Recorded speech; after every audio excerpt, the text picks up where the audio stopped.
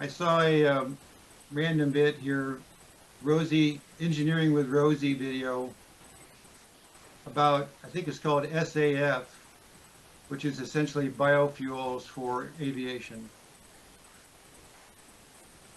And it's never going to be probably cost competitive with um, real um, Fossil aircraft fuel, aviation fuel. aviation fuel, but certain United and I think Delta, she gave a list of all the companies that were starting to use it, and it's just a matter of adding other products that can be used to cut back on on the fossil based versions.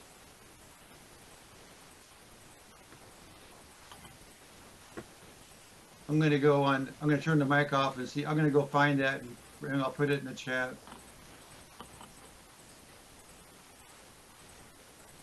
Well, for the next three presentations, the presenters listed, but there's nothing about the topic or a description, including yours. Huh.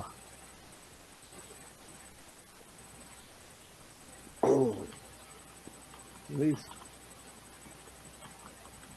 not when I look at it. Well, when you're talking about me, Tom, No, I was talking to David. yeah, I've given David all of my all my topics.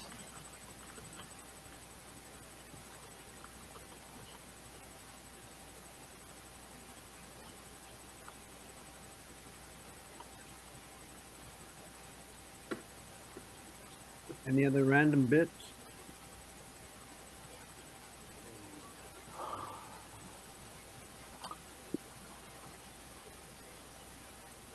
I have a couple.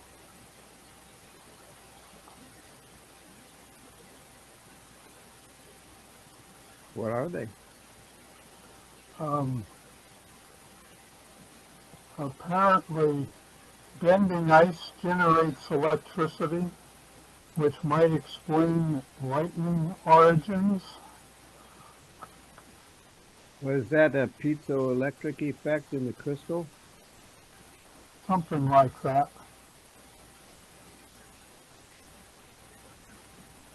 Hmm.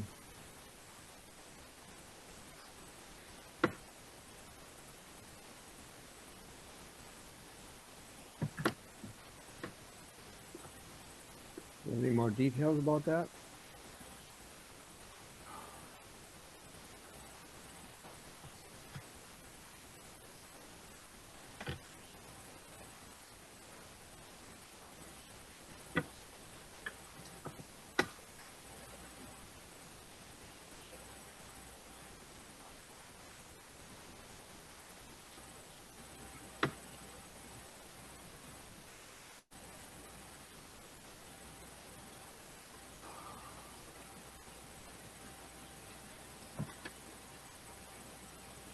Bending ice.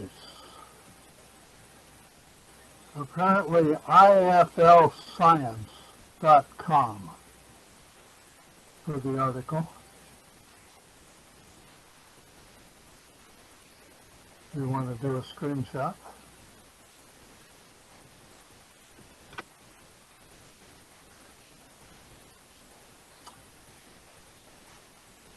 Luxo, that's what they call it. Huh. And then another one I saw was in Scientific American, where they suggest our solar system is even stranger than we thought.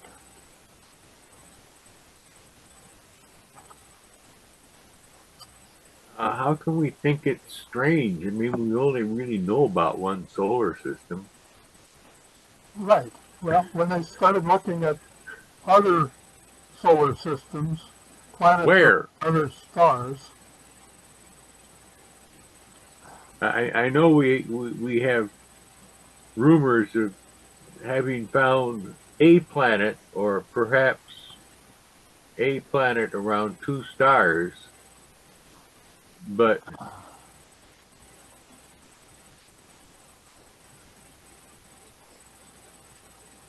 the Kepler mission, we, this says we know over 400 multi-planet systems, largely due to the Kepler mission,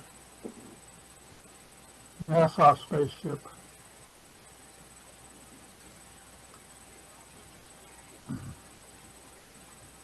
Anyway, the patterns we've seen in our solar system don't seem to be supported in the ones we've found in other solar systems. It's a kind of an interesting article. It says that the planets in any system tend to be about the same size.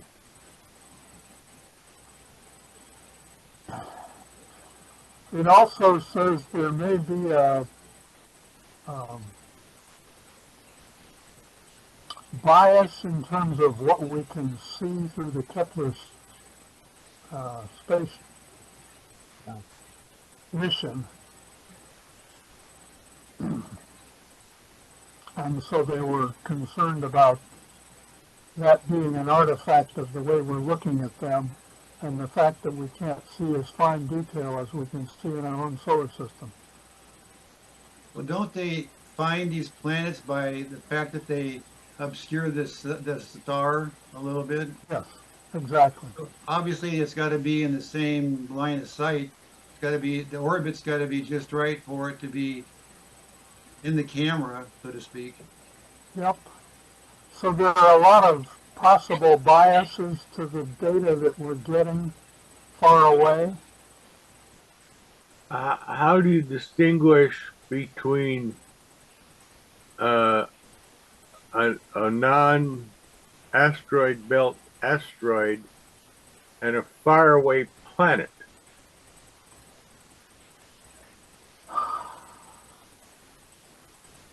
You're talking about in our solar system? Yeah. We see there's something out there, but how do we tell By the how movement. far their away is when it's something that's so tiny? By Like, how who should- far it moves in a certain amount of time. At least if you're looking at the angular. Oh, okay. So, yeah, If it doesn't yeah, move very far, yeah, probably yeah. pretty You far can, away. yeah, I can, yeah.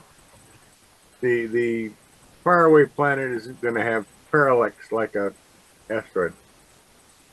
Right.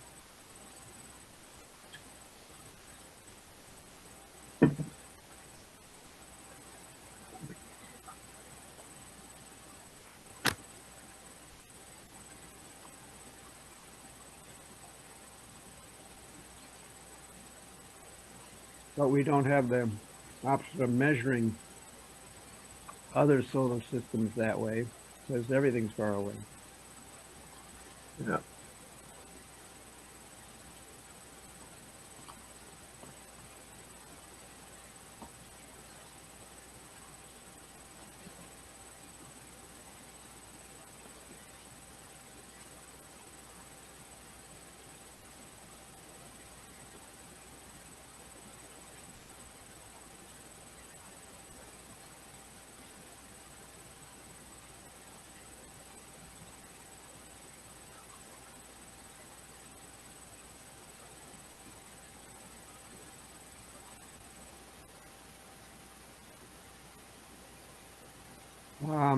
Well, if you guys have nothing else,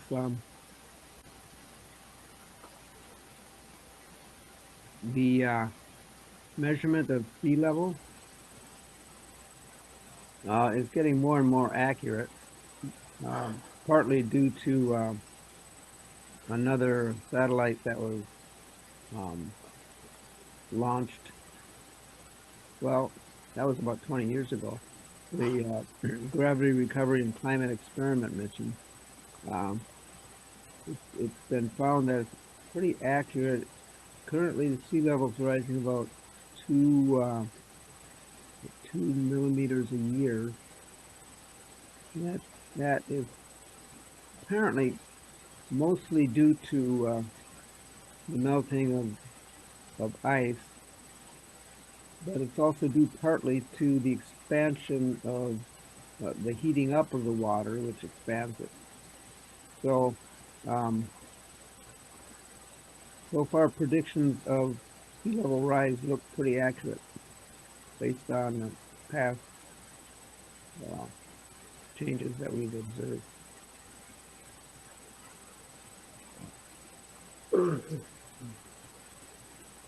Well, let's see. It says in 1993, the sea level rise went up to 1.9 millimeters a year, and since 2003, it's up to 2.2 millimeters a year. So the rate of rise is increasing slightly too.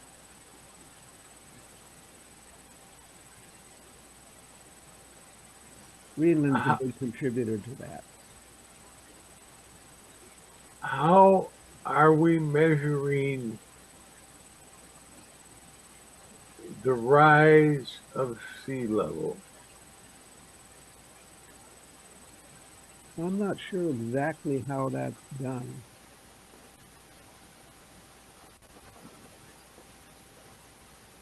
This NASA mission that I was talking about uses high resolution measurements of barostatic sea level, but I'm not sure how it determines that.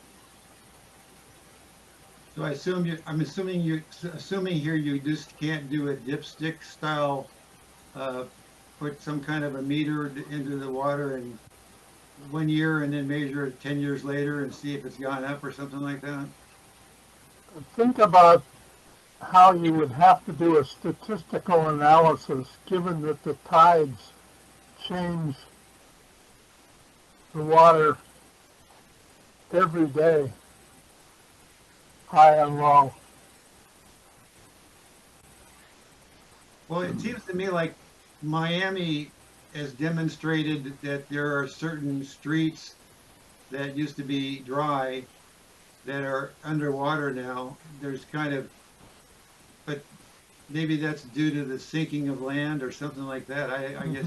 Yeah, Yeah, I would say that was sinking of land in Florida, what they do is especially by Miami.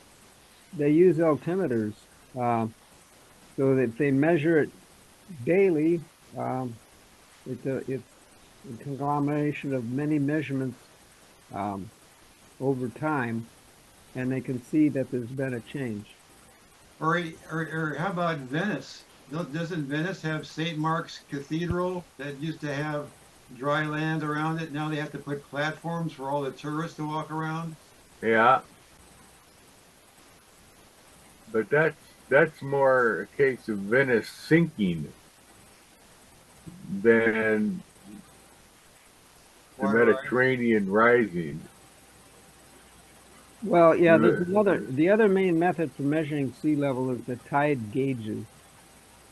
So measuring daily high and low tides, and they can see a difference there too over time.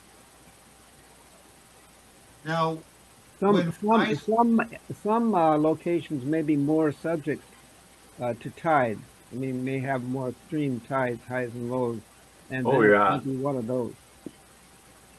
Now, when a huge chunk of ice falls into the water, that causes more sea level rise than if that same amount of chunk of ice were to melt into the water. Is that true or? Well, not exactly. What it is icebergs that are out at sea.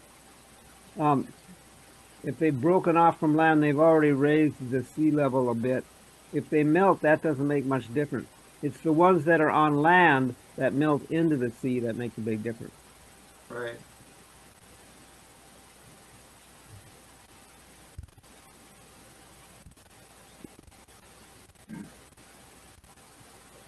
Well, I suppose you could measure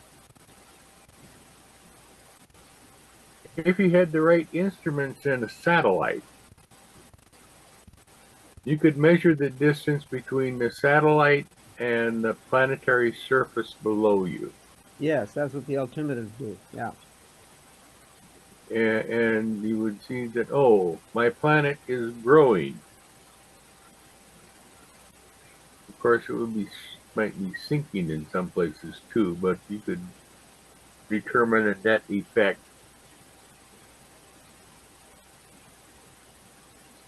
I've seen a graphic on Facebook. It's a photograph of the planet Earth that's totally dry. And in the middle of this photograph, there's a watery sphere. It's like a computer graphic sphere. And Mm-hmm. it's basically says this is the size of the water.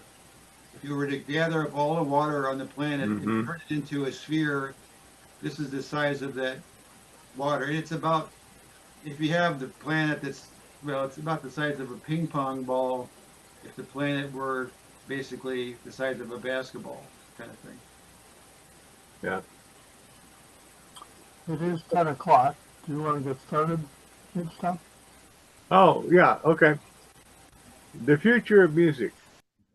When I started this researching this, I thought I was going to be talking about new musical instruments and new musical modes and a bunch of things like that. But the more I researched it, it turns out that, well, all that's going to happen.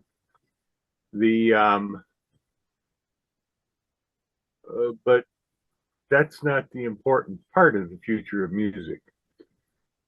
The important part of the future of music is not the instruments and not the musicians, but the lawyers.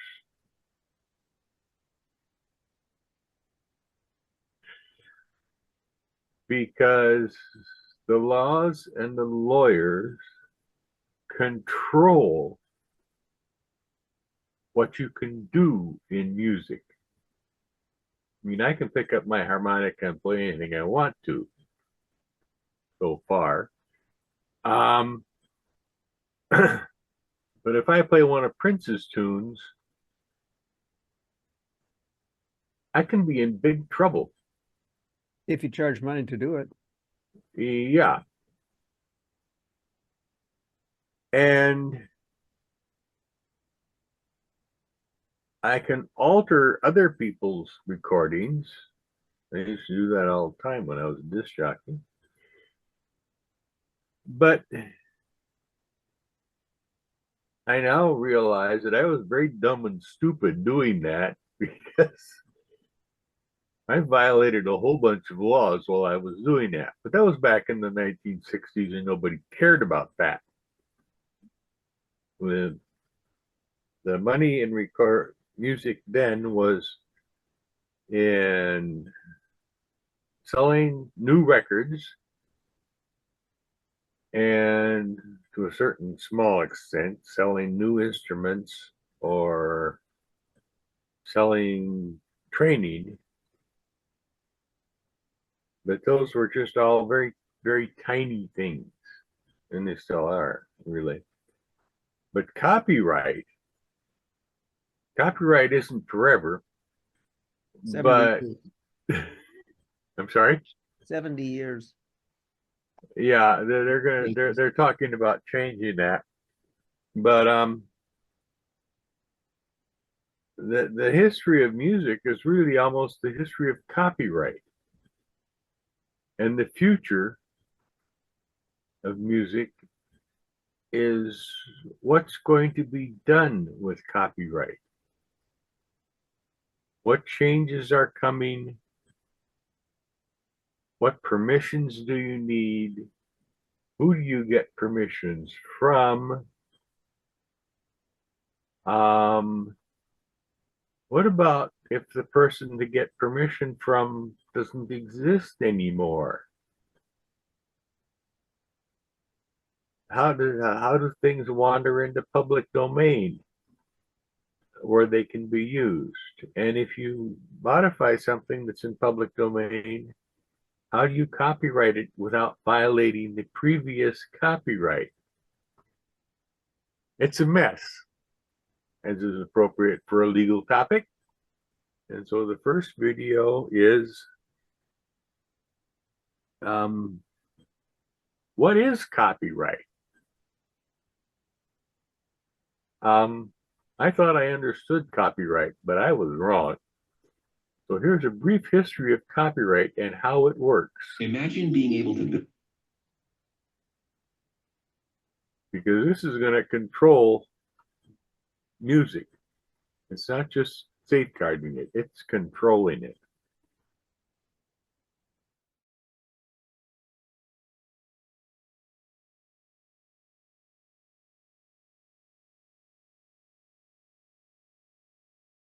These changes are rarely in the interest or desires of the individual.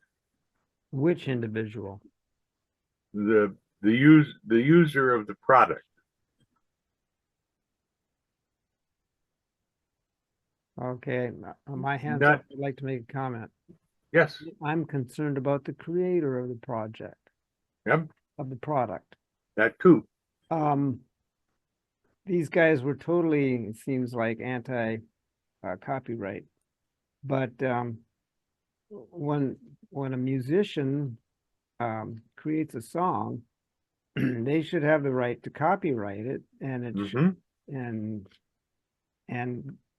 when they perform it, I mean, here's where technology is coming in with a vengeance nowadays. Recorded performances can be sampled by AI, and a person's voice, for example, can be copied and put into any kind of audiovisual production with someone else's face on it or whatever.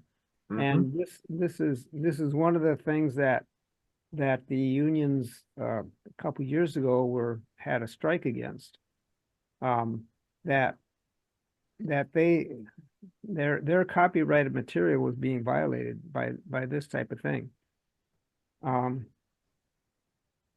In music, which is the topic, BMI and ASCAP are the two groups that are enforce copyright.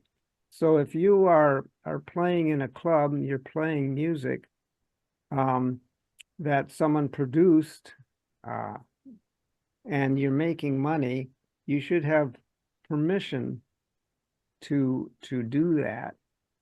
Otherwise, what if BMI and ASCAP comes into the club and here's the music that they know has been recorded by someone else, they'll go to the owner and say, has permission been received to perform this and make money off of it? So that to me, that's affecting the livelihood of the musicians who produced the music originally. And I think that needs to be protected. So that's one positive use of copyright. It can be overdone. Yeah. But basically AI is with deep fakes and all that kind of stuff is totally changing the landscape. So we have to be careful how we go forward with this. Yes, there's going to be several revolutions and a number of laws, number of wars over the ways of doing this. And it's all going to take place in the basis of this octopus that copyright has become through any number of people's good intentions and greed. Yeah, I'm not so concerned about the corporate, the corporations that this last video seemed to be all about. I'm concerned about the original artists who produced the music in the first place. Yeah, that's their livelihood. Yeah, this is true. But if you're an artist and you're producing music and you can't get people to record you, how do you? Well, if you Because no, if you you, produce sheet music, for example, even, you know. yeah, it used to be that creating music was a simple thing, and now one of the first things that's going to happen is that some computer is going to look at the representation of your music, not having ears you can't hear, and it's going to run off to the library and say, oh, this phrase is just like that phrase. Well, I invented it. Prove that you didn't hear that recording and copied it unintentionally.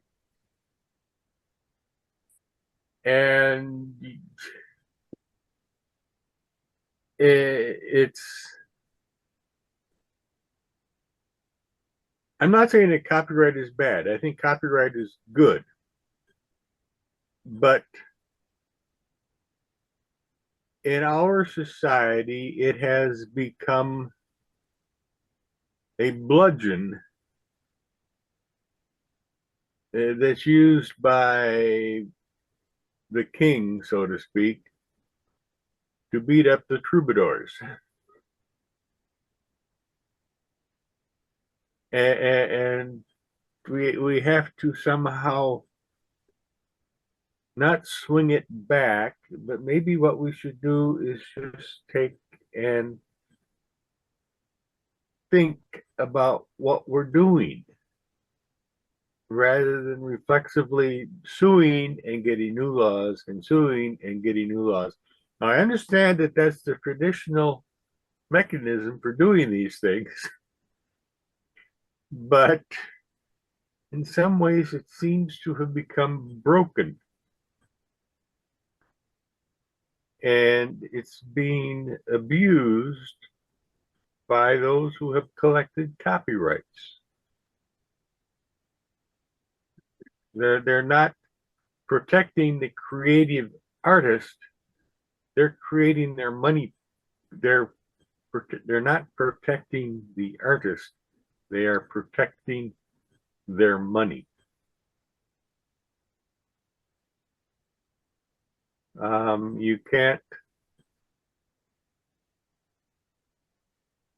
The maze of contracts involved in making a record is worse now than when I was somewhat involved in this in the 1960s.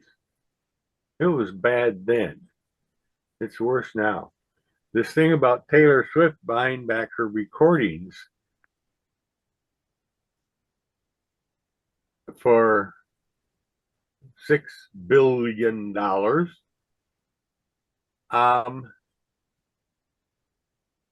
This is the law gone berserk in some ways. Because, I mean, you have an artist going out and saying, please don't buy my old records.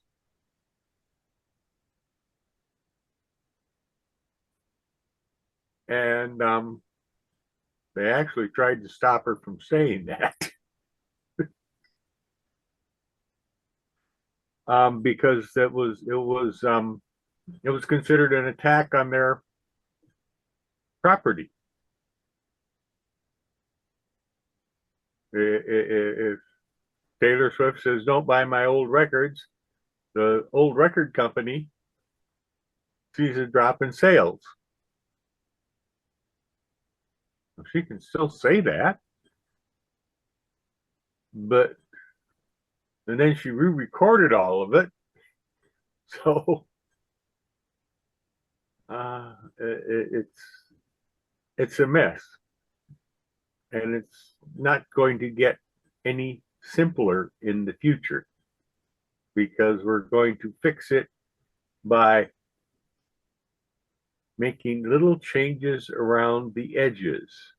And maybe what we need to do is have thinking about what we should be doing to fix copyright instead of making it more so, it should be less so. Anyway,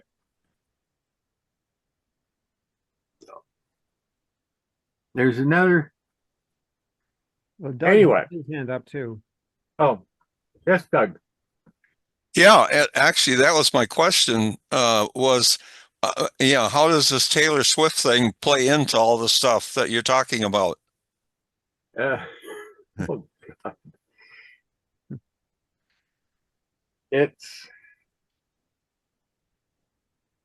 I'm a recording artist. I write songs. I record them. I go to a record company and they say, okay, you want to make a record. Okay, you perform and we'll own the copyrights on the recordings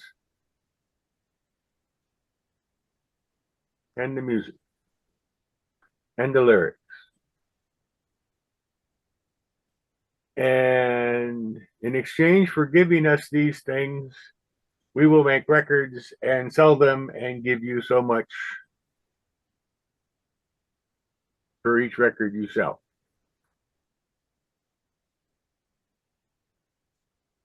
And this is a nasty kind of a business, but that's what the business has become. And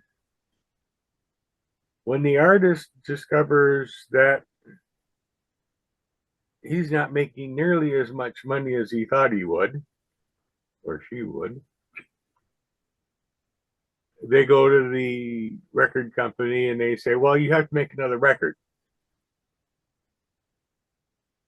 And the record company offers them the same contract and they say, no, I don't want that contract. I've had that contract.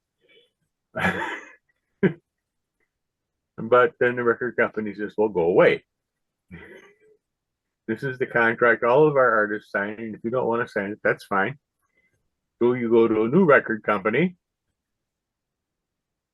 which may or may not give you a better contract, but you go bumpy, bumpy, bumpy, bump from record company to record company. And meanwhile, the first record company continues to own the copyrights to all of that music. And no, they won't give it to you. You might be able to buy it from them if you've got lots of money, because they're thinking they're going to sell this music for 100 years. And the Taylor Swift's, I had a bad breakup with her record company. Let's put it that way. And started doing her own recordings with a different record company. You know, the people who own the record pressing machines and the lawyers and whatever. And so there were her old recordings, and she tried to buy them back. And they said no. And so Smart Girl, she re-recorded all of those old songs, put them in new albums, new titles, and told her listeners to buy those instead. The original record company didn't care for this, but since this was new art, because she had managed to carefully keep control of the copyright of the actual song, they couldn't stop her. But they could stop her from selling the original recordings, which has a different copyright than the song.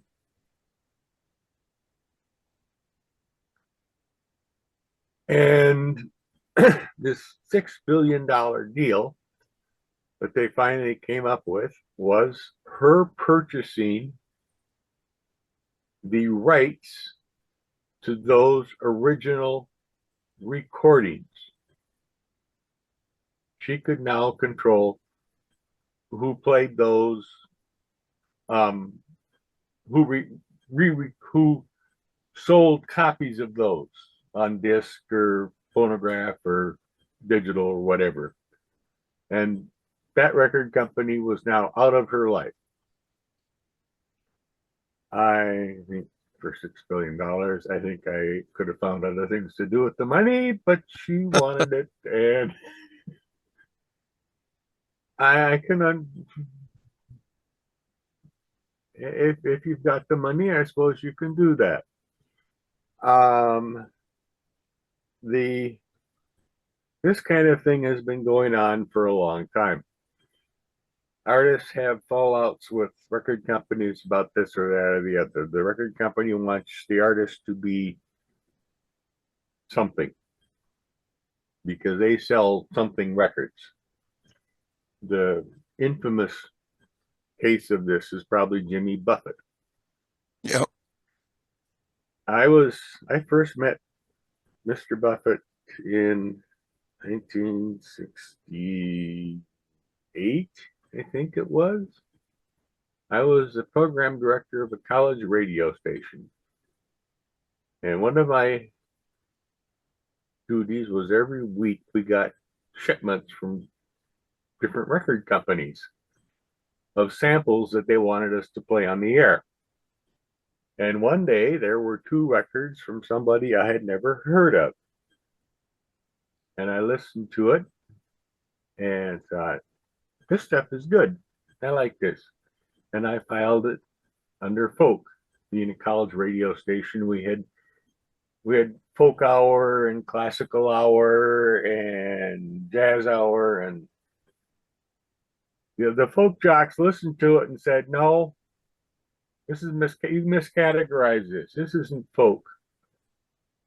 Maybe it's country. So I changed it, and the country people, hey, we like this guy, but this isn't country. Yacht rock. And well, yacht rock didn't exist then. I think I must have tried to file that in a dozen different places. And finally, I just stuck it in incoming. But I noticed in a file on my desk, and I noticed that the albums would disappear for a day, and then they'd come back. People really liked Jimmy Buffett, even though he didn't fit anywhere. And he was the inspiration for trop rock, yeah. Or there have been a number of other titles put on it. But he got into a big dispute with his record company and went off and met those first 2 or 3 records and went off and started Mailboat Records. And I'm going to deal with this myself. Having been beat up by the system, I'm going to have my own record company. He did. And that's basically why Jimmy Buffett became so wealthy. Because all those pennies and nickels and dimes that the record companies were siphoning off of everybody else, he kept.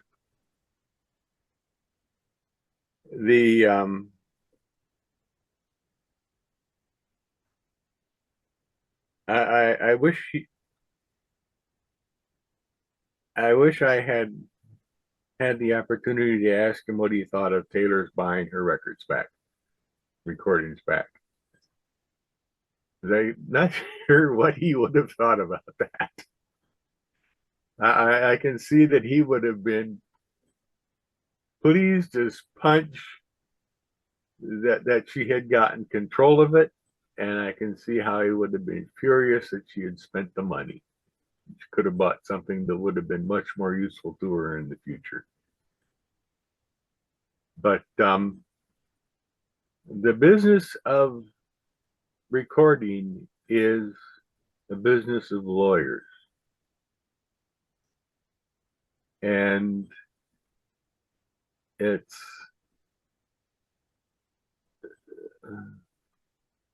it's a mess, and there's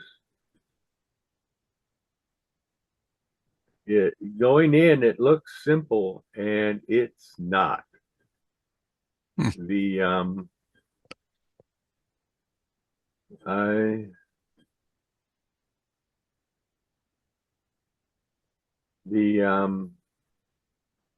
movie industry isn't much different, or the television. Copyright is an important leg of the stool that the music industry sits on. And without it, you need copyright so that you can keep people from selling your music without paying you for it. But that immediately brings in a whole bunch of other people who are going to be making money off of your music. And this is just one of those contradictions, or contradiction isn't the right word. It's just part of the way the world works. But it's the record industry is mostly about law. You'd think it would be about recording artists and tape decks and digital recording and phase shifting and all that.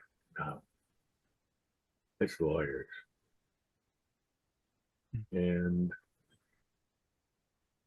if you want to be a troubadour and sing and blow your harmonica in the corner by yourself, you probably won't get involved with it unless some lawyer comes along and hears you doing some song that he recognizes, and you can find yourself in court. Actually, the club owner will find himself in court. No, but if you no, musician. I'm thinking of someone busking on a corner. Oh, But you can end up in even doing something like that. But yeah, the it's an octopus. It's kind of hiding underneath everything here, and makes, well, it's just there. The next video Dan has is his hand up too. Oh, I'm sorry, Stan. Well, when I think about Taylor Swift and I think about Bill Gates, for example, Taylor's father was a hedge fund manager. Bill's father was a lawyer. Mm-hmm. So I think that they were naturally involved in a family that understood the rules of the game. You would think They so. also probably had the wealth to supplement and kind of fill in the gaps. Hey, Dad, I need a little bit of. I gotta. Dad, can I get blah blah? You know what I call the silver spoon effect. Mm-hmm. But I mean, a lot of your discussion has brought tons of ideas. One of the things I want to say is there's laws, and then there's enforcement. That's one interesting caveat. You can argue it by defending the wealth of the upper class at the expense of keeping the boot on the chin of the lower class. Turned it into a class situation. I remember in the early days as a college student when the Macintosh and some of the early PCs and so forth were coming out. You could go to a campus user group meeting, and basically all they did all for a couple of hours is just make copies of software for people. Mm-hmm.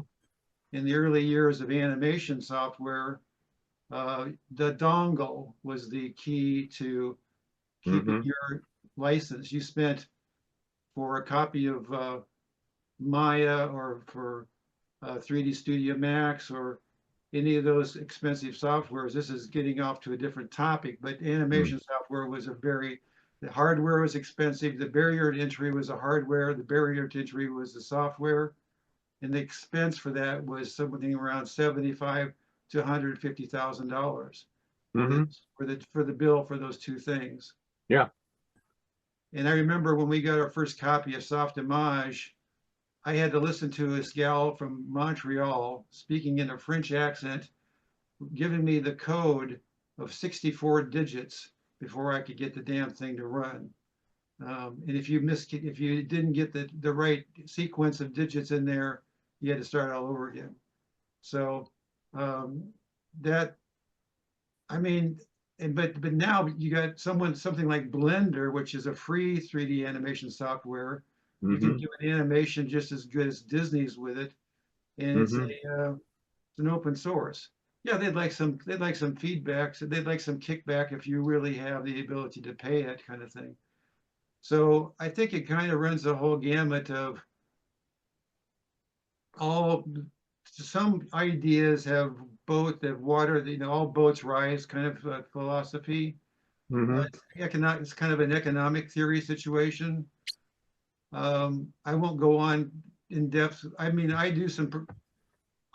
I was working at Shutterfly, I was doing some music in my own studio. I still do, but I was just doing it for the fun of it. I was just an amateur musician making this music, having fun, doing covers, posting them on YouTube. I got by with it because I wasn't monetizing, and it was called fan music. Okay. Mm-hmm. And now I'm not making money. I think I got let go from Shutterfly because they closed the plant. But I still do this. It would be nice to know that those 25 to 30 hours I spent producing a song were some kind of an income. But that's, that's just kind of the dues you pay for having the addictions you have, I guess. Yeah, The we dues. have two more hands up now. Yeah. The dues you pay or the douche you pay from the 1400s. Yeah. The king always gets his. As you say, Tom, I think the progress in technology is going to keep making this problem more and more That's complicated. that's the next video. For music, for example, streaming has had a big impact. Mm-hmm. Artists who plan to get rich by getting millions of streams for their song, that's basically just a dream. Most of these streaming services pay somewhere around 1/10 of 1 cent for each stream. So if you want to make a buck, you have to have 500 to 1,000 people listening to your music. Actually, that's the artist who performs it. The corporations and so forth who publish it tend to get a little more than that They get a lot more. per stream, but it's really hard to make a living as it is as a performing artist or as a writer of music, and so they need some kind of protection. Yeah. No, the it is what it is. Doug? Yeah, I just got a kind of a silly question, but what do I do with 1,500 hours of recorded music from American Airlines? Unfortunately, I have it on reel to reel. It's like, what in the world, You can listen to it. Yeah, that's about it. You If I keep trying can, to make money off of it, though. I can got if I can make sure my old Sony reel-to-reel still plays. You can go to Yeah. Astound. Astound will convert everything you got, Super 8, regular 8 video, or VHS to give it to you on the thumb drive.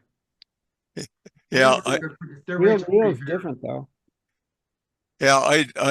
I've done slides and pictures there, but I've never done music. But it's just like, when you talk about technology changes, boy, oh boy, I mean, I've still got, big records from back in the 60s, and it's like, what do you do with all that kind of stuff, It's, especially it's when you're trying to downsize. yeah, downsizing it to moving the tapes to digital is one.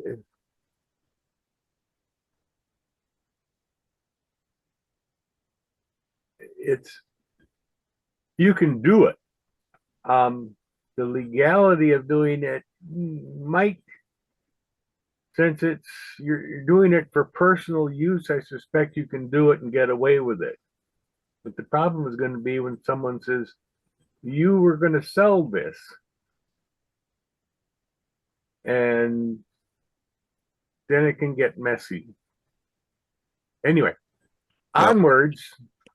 We're supposed to be futurists here, not pastologists. I'm sorry, I did not mean to spend this long on the past. The next video is, oh my God, here's AI.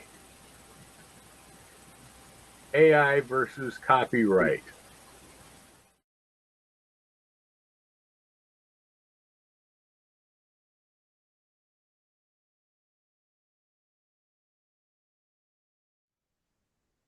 David, are you talking?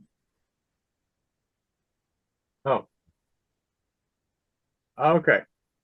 The next thing, actually, it's an old thing, but it's going to be a next thing for a long time, is the use of computers in music. And Stan? No, he doesn't have his hand up. Well, I had it up. There's a lot to talk about in that last video. We're not going to talk about it, or what? Um, Or do there's you, certainly a lot that can be talked about. Um, there's so much, I'm not sure where to start. yeah, I'm getting a headache. I mean, I'll say it, and I think Tom knows this too because he's a musician and his son is a musician. It's something, and I mean, I'm talking about Tom Walsh, Yeah. but I think that there are people's financial wherewithal that are involved here a lot, or at least and I know a lot of people that are in this, and I think that what happens when I listen to these debates is you get the steel man argument versus the straw man argument on almost every level. Mm-hmm. That's the art of argument, I think. So it's kind of, you just feel like you're in this boat rocking back and forth, and you're trying not to get seasick, or you're waiting for the time to come when you don't get seasick any longer and you're used to it. And I think that's one of the only ways I can describe it. But um, I did an animation as a college student back in the 70s. I think I talked to you guys about this. And just because of the expediency of it all, I went to my needle drop for my audio, for my music background, and I put some Beatles on there, some Joe Walsh. I put all this music on there because I didn't feel like I was just doing it to Super 8. I didn't think that there'd be any way I could get penalized for that. But then over the years, I graduated into other versions of that same animation, that same movie that I did, I was very proud of the actual drawings that I did on that movie. And I was proud of the storyline. I actually used another, I credited the author of the movie, the storyline. And then I tried back maybe a couple of years ago or so to throw it up on YouTube. And my God, did I ever get a hailstorm? Well, I think YouTube didn't let me do it, but I did put it up on Facebook, and I got a hailstorm of people. I thought, man, I got about 500 views in about 3 or 4 days. And then I started getting all of these warnings from all of these copyright firms and so forth. You use this song, and you use this song, and you use this song, and you use this song. And, so I finally took it down. And then I went back, re-edited the whole movie with music that I had already gotten rights for, posted it on YouTube, no problem. It's still up there. But is it as neat or as interesting as it was with the original audio? No. Yeah, and, and it's such, how can I say this? My little brother's an artist, and he does various things as artists do. And one of the things he did was he had a group of students who worked out a dance routine to a Queen number. Oh, yeah. And they were going to do this at a series of basketball games. And Ralph, being a sensible person, thought, this might not be once we could get away with, but if we become known for doing it, there's going to be problems. And so he found out who Queen's management in the US was, and wrote to them to ask for rights to use this particular Queen number. And he says, I was surprised. He says, it was 2 days later, I got a phone call from Brian May. Oh, Who wanted to know what we were going to do. And Ralph described it. And he said, oh, that's great. Yeah, I need the legal name of your school and the legal name of you and an actual mail address and your phone number for the school. And you'll hear from us in 2 days at most. And if you don't, give me a call. And 2 days later, they had a big envelope. He showed it to me. It must have been 40 pages of paper giving the school rights to use this and use that and use the other. Free. So it doesn't have to be bad. right. But it can be, especially if you don't ask first. Right. I suspect that if they had discovered it was going on, it would have been a very different response.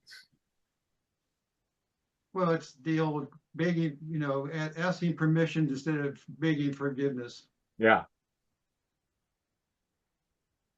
Well, it's really more sensitive sorry, Tom. I mean, it's more sensitive for politicians to use a song by a songwriter as a part of their campaign when the actual songwriter is not a member of their tribe. Yeah. That comes up a lot. Trump doesn't care. Mr. Walsh? Yeah, so especially with AI and the attitude of these people just ripping people's music off, um, it will soon become the case, I think, that musicians and composers can't make money via the media at all. It used to be that people would do live performances in order to promote their record sales, Mm-hmm. CD sales or whatever. Yeah. But those sales are going away. And so you're left with live performances, and it's unless you're a superstar, you can't make a living doing that. No. So this has a potential to, especially the attitude by this one AI investor, of just decimating the music industry, the creative side of it. And I don't know. We're going to end up with AI pap to listen to for the next, I don't know, millennium. Who knows Yeah. the way we're going? Yeah. People made a lot of fuss and complaint about Jimmy Buffett owning his own airliner, flying the Coral Reefer Band around the planet. But if you look at the cost of owning an airplane versus buying tickets, he made money on that airplane. Um, the it's it's a very strange business. Thank God. 20 minutes. Okay. I'm going to go on.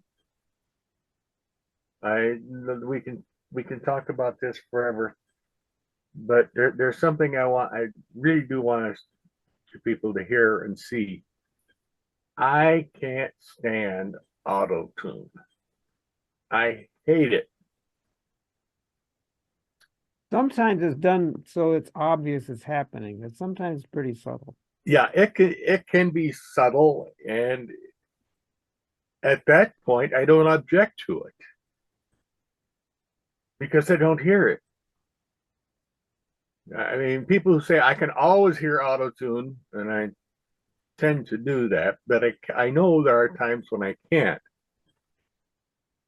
But usually it is badly, I shouldn't say that.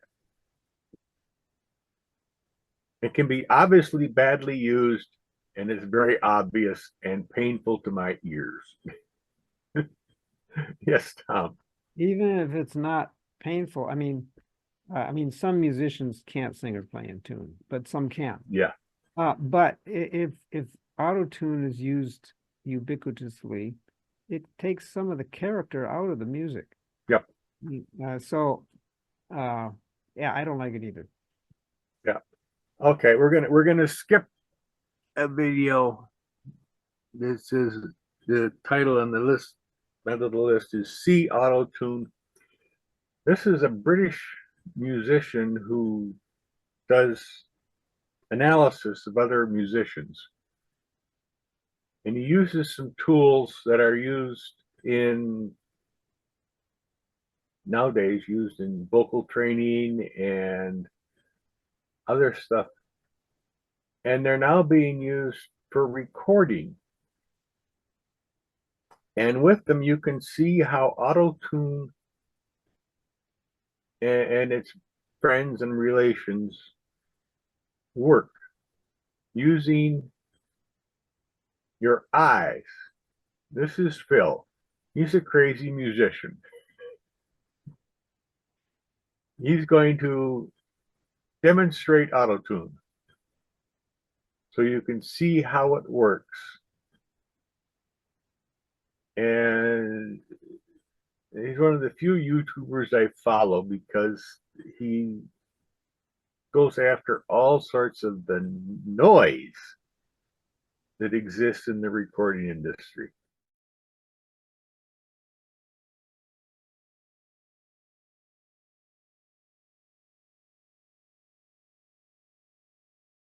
Autotune and pitch correction, which is different, but like, that it's something that is done live sometimes or afterwards. You can record the thing and finish. I got a perfect take, and you go out for dinner. Meanwhile, the producer is listening and looking and saying, well, he missed that note there by a little bit. I'm going to go into pitch correction and I'm going to pull down that 1/10 of a second a little bit there. It's much better on. The artist doesn't know this. And if he's not told, unless he have pitch correction is hard to see actually, although you can sometimes hear it. But then maybe the producers, no, I don't care. It was great. And 2 days later, the executive producer comes along and says, did this go through Autotune? We'll put it through Autotune.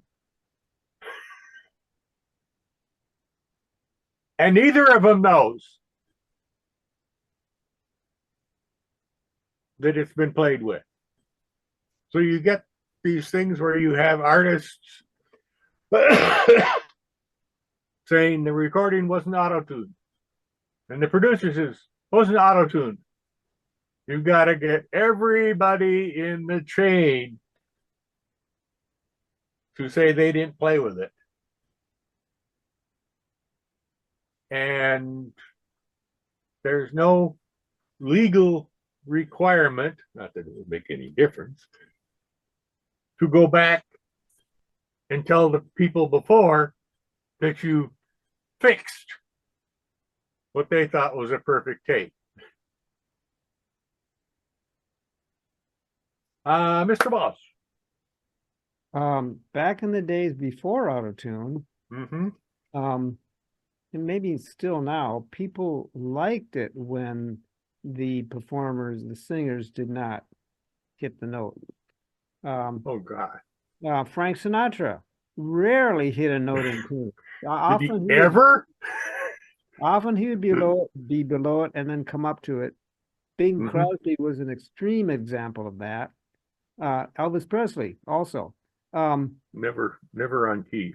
Yeah, never on pitch. He was just not really a good singer. But Sarah Vaughan was probably one of the best jazz singers, and she sang pretty much in tune. She was classically trained, but she still, wasn't perfect, especially starting the notes. And Ella Fitzgerald kind of the same. When she was younger, she was really good in tune.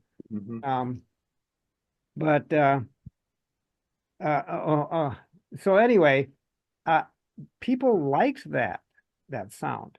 And this vocal fry effect, however, I do not like. the moaning that Michael Bublé did.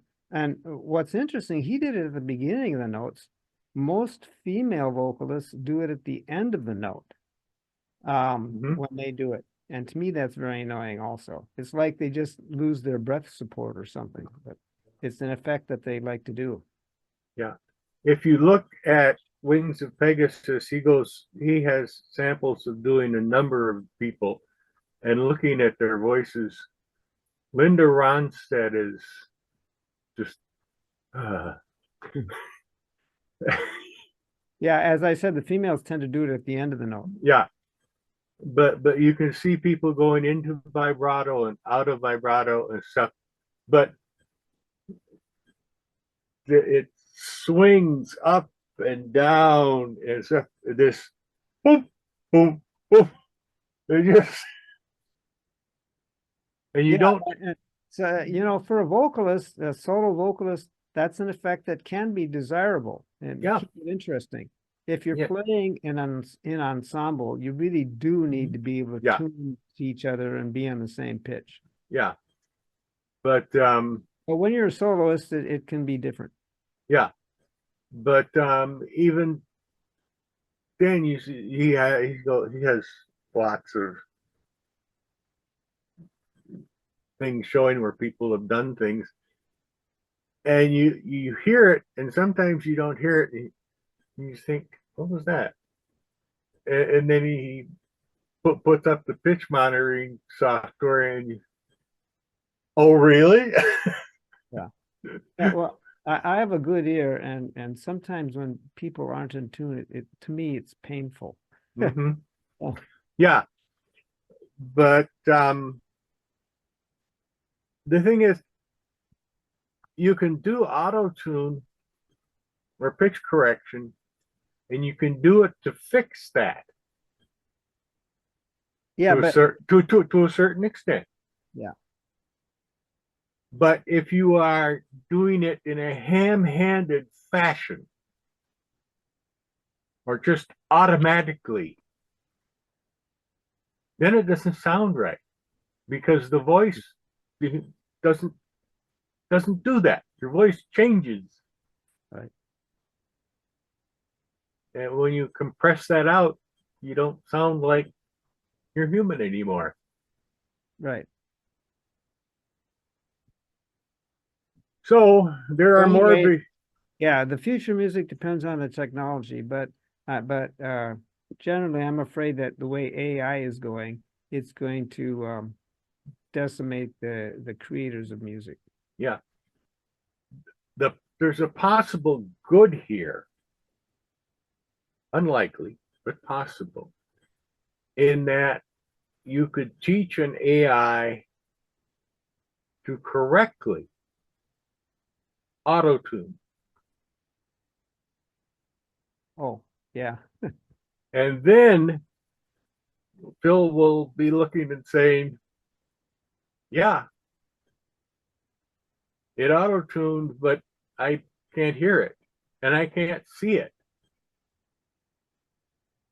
But it's going to be a while before that happens. well, maybe not as long as you think. Yeah, I what has happened in the recording industry in the last 20 years is just mind shaking. I mean, really. There are other videos. I follow Phil from Wings of Pegasus. His fascinating work. There are other videos down below that we never got to, but the future of music is going to be in the courts and in the computers. Um, I'd like to say there are going to be new and improved harmonicas, and there are people making better harmonicas. But and every other instrument, I mean, just harmonica is the one I spend most of my time with these days. Um, the future of music is really the future of humanity in a lot of ways. Music is a way to reach out and touch people. And as long as we have to do that, as long as we can do that, it will work. And thank God that my mother taught me music, got me involved in music. There isn't a day goes by that I don't play something or sing something. Yeah, I think music is a way of communication that directly affects the limbic system. Mm-hmm. And without it, we'd be poorer in many ways. Many, many ways. Anyway, thank you for listening to my musings. Thank you for electing me. I will do better, I promise. Next week, do we have a clue? We're going to talk a little more about climate chaos. Um, perhaps a little bit about limits to growth and why those limits aren't going away.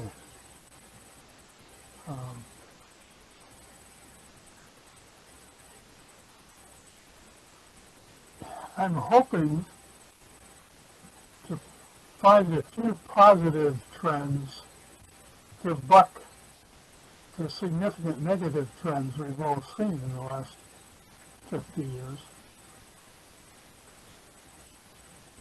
Yeah, well, we are learning more about climate, but in the U.S. here, we're kind of, the current administration is suppressing any progress there and trying to go backwards, it seems. So Yep. the rest of the world, China's doing great. Well, China's doing a little better. They've got a lot of They're leaders in wind push and to solar. make it for. But yeah, possibly they're turning their direction around. And it doesn't, it looks like we're trying to keep our direction. So that'll be part of the discussion too. Oh, okay. And I'm not sure I understand. I put up Sam's topic for 2 weeks from now. That should show up on your, at least as a title. Well, let me see. Climate chaos is next week. MicroRNA? Micro. Yeah. Did I misspell it? No, microRNA. That's fine. Okay. So at least they are showing up on your screen now. Okay. We'll put a little more description before the actual meetings, but Yeah, the sooner the better. at least the topics are there. Yeah. Have a good week. Okay. Yeah. Thanks, Tom. Thank you. Thank you.